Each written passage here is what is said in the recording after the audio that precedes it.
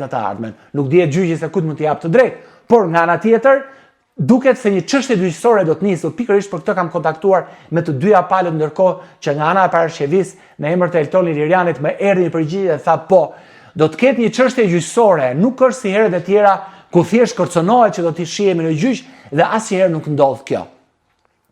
Duket se kësaj radhe do të kemi një gjyq të vërtet.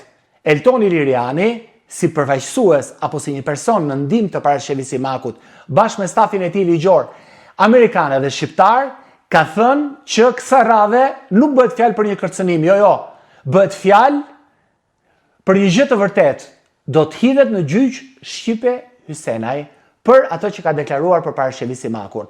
Në Shqipëri, por edhe në Amerikë. Madje në Amerikë, ai do të kërkojë që t'i ndalohet hyrja në Amerikë Shqipe Hysenajt, ndërkohë që ka një vizë, por t'i anullohet edhe viza, duke qenë se ajo ka sulmuar, sipas Eltoni Lirianit, dhe ka krijuar probleme psiqike dhe më të thella një qytetare amerikane, dhe ajo është artistja e njohur parashkjevisë Simakut.